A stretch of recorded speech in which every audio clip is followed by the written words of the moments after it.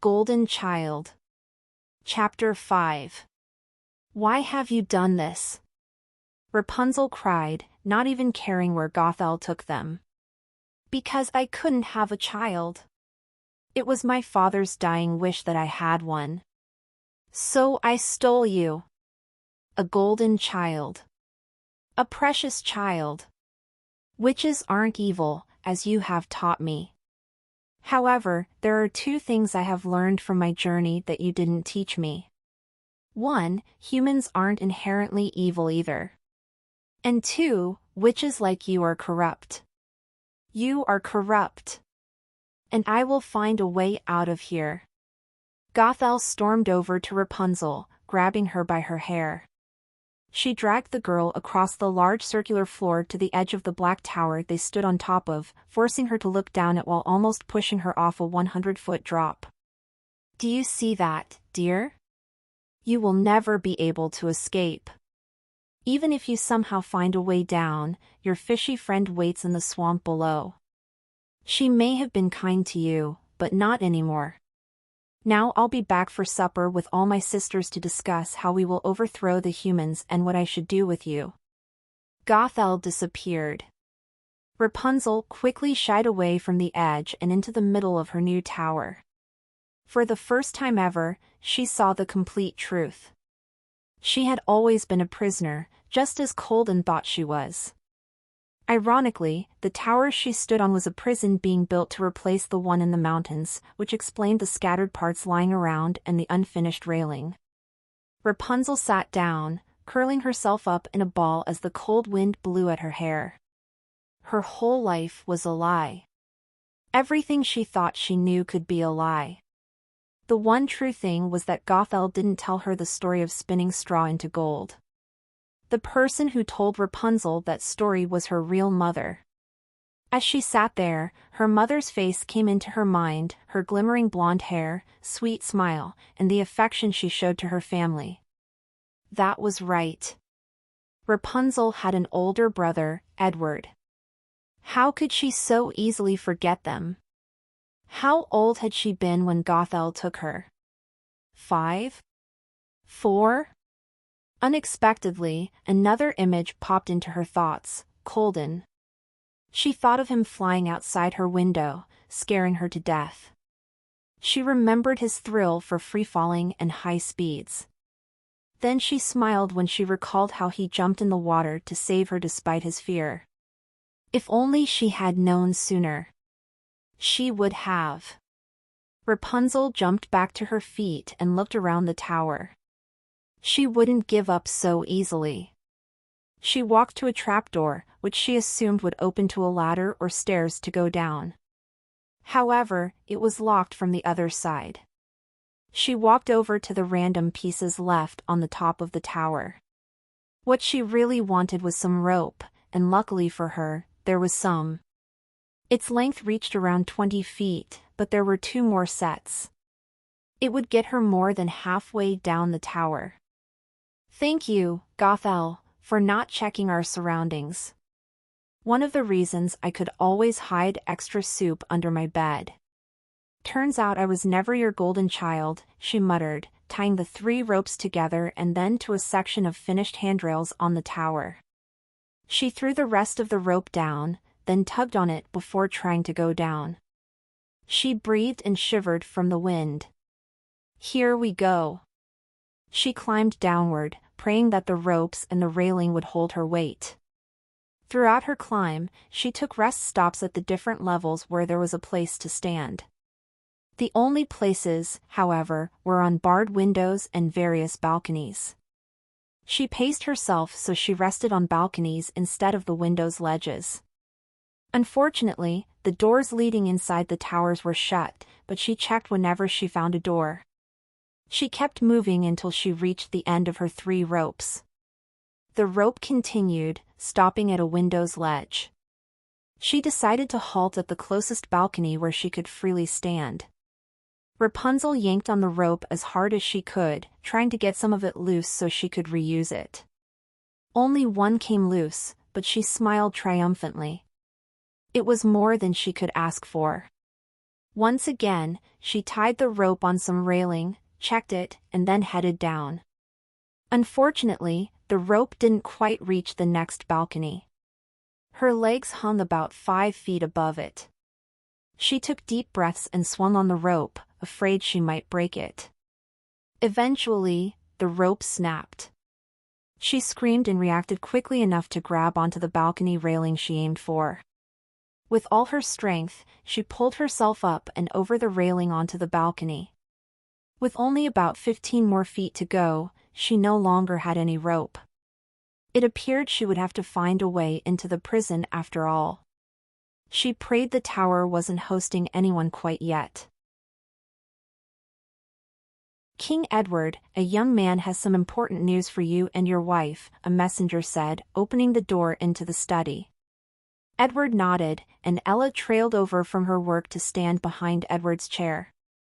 She placed a hand on his shoulder as Colden entered the room with a walking stick and his eyes bandaged. The retired queen, Samantha, glanced up from her sketch as she sat on a couch off to the corner of the room. King Edward, I have news of your father and sister, Colden said, unsure of which direction to face. My sister and father? Edward asked, shifting in his chair and squeezing his wife's hand. Sire, your father has been taken to a tower where your sister has been kept all this time. It is on an island slightly under Perry. It has a magic border around it so that no one would think anything of it. As for your sister, she has been raised by a witch this whole time. I traveled with Rapunzel for a time, freeing her from her tower, but the witch took her again, and I don't know where they went. The witch also kidnapped a friend of mine, Raina, niece to the king of Una. She turned her into a snake just as she blinded me and shattered my wings. So you don't know where my sister is exactly? And my father is up in a tower where she used to be held captive. Colden nodded, please help me get her and Raina back. Do you know where the witch might have taken them? Ella chimed in, I have an idea. You said the witch kept her in a tower, but now Edward's father is there, so she won't return anytime soon. I can only imagine the witch took Rapunzel to a similar place, and only one tower fits the bill. That would be Duskmire Prison in the Swamplands. I'm also willing to bet this witch is the one we were warned about earlier today. Colden gasped, not thinking of that. Upon hearing it, though, his gut told him Ella was right. He dashed for the door with his stick out in front of him. Before he could leave, though, Edward stopped him. Hold it. I'm coming with you. Me too, Ella said. Edward frowned at her. Ella, you aren't coming. We just found out you're pregnant. So what? I don't have a big belly yet. I'm coming, she stated firmly. Then Samantha, who had listened intently the entire time, said, I'll go after your father. Mom! Edward shouted. Colden, who was getting impatient, tapped his foot on the slick white stone floor. He walked to the door again. He didn't care who did what as long as they saved Rapunzel and he had eyes to guide him. Let's go already, he shouted behind him, bring weapons with you, but don't kill the snake. Edward halted the eager young man again. Wait, we'll be there quicker than you may think. Earlier today, we met an unexpected ally, a witch from the Harmony Coven. She and our other allies will be able to get us there quicker. Then lead the way, Colden said. After trying to break in with no success, even with the oddly sharpened nail she found, Rapunzel gave up. She lay on the balcony, thinking of ways out of this. There were still 20 feet left to go, and she didn't want to try free climbing this thing. Just from using the ropes earlier, she saw how slick the sides of the tower were. Then, from below, she heard something. She jumped to her feet and looked over the balcony. To her amazement, she saw Colden and some other people fighting a group of witches and Raina as a serpent. She yelled his name. Colden's head looked around, but she remembered that he was blind. Rapunzel, he yelled, where are you?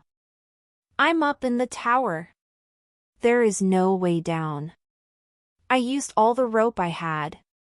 Then he said something she should have thought of. Rapunzel, let down your hair. Her mouth cracked open, and she backed away from the balcony's edge, picking up the sharp nails she found. She unbraided her 7 feet of hair, split it into 2, and braided the 2 pieces separately. She brought the nail to one of the braids. Just as she was about to cut her hair, there was a whoosh, and someone tackled her from behind. It was Gothel, and she screamed at Rapunzel. No! I forbid you to go down there. You are my daughter. Rapunzel used the nail to scratch Gothel's face as she shouted, no, I'm not. You took me from my family. Gothel hobbled off Rapunzel. There were tears in her eyes as she cupped her bleeding cheek. Rapunzel pointed the long nail at her like it was a dagger. If you love me, let me go. We can sort this out peacefully. After everything, I still think of you as my mother. Rapunzel dropped the nail to the black floor. She extended out her arms, ready to embrace Gothel. What Gothel did was wrong, but Rapunzel also understood the woman had been lonely, and that fear of loneliness drove her to do horrible things. Gothel had been afraid of losing Rapunzel all this time. In her heart, Rapunzel knew Gothel loved her. When the woman removed her hand from her face, Rapunzel noticed the wound on her cheek was completely healed. Then something strange happened to Gothel's eyes. Her pupils grew, overtaking the light brown of her eyes. Rapunzel trembled. Mother, what did that ritual do to you? It made me see clearly. So, I must thank you, Rapunzel, for telling me to join the sisterhood. My sisters are here now to help me bring about your family's doom. Gothel puffed into black smoke. Rapunzel ran to the balcony's edge to see Gothel reappear down where the others were. Quickly, Rapunzel grabbed the nail and chopped off her 2 braids. She tied the braids together to the balcony railing. I guess I grew my hair to escape your tower after all, she mumbled, feeling sick that it had come to this. She tugged on the hair rope and speedily climbed to the swampy waters surrounding the tower. Her makeshift rope didn't reach the ground, but it was a safe distance to fall the rest of the way. When she let go, she splashed into murky shallow water.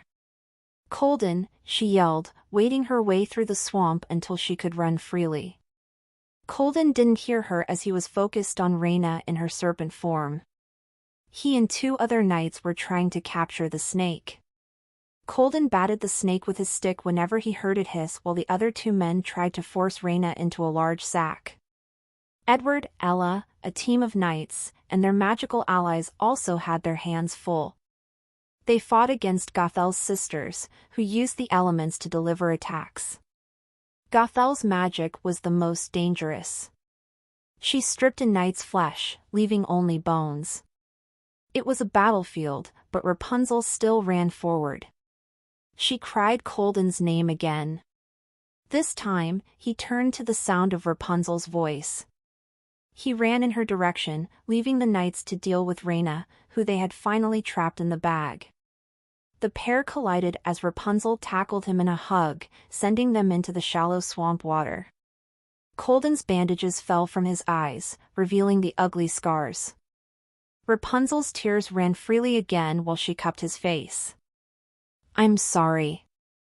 I didn't mean for any of this to happen, she cried, blinking rapidly. Her tears landed in his eyes. Colden was about to comfort her, feeling the drops of her tears, but when he blinked, he could suddenly see. He sat up further with Rapunzel on his lap. She noticed how his eyes were now looking directly into hers. His fingers brushed at the edges of her hair as he smiled. You actually cut your hair. It looks good. Rapunzel held his hand by her face. You can see? How? He shook his head. I don't know.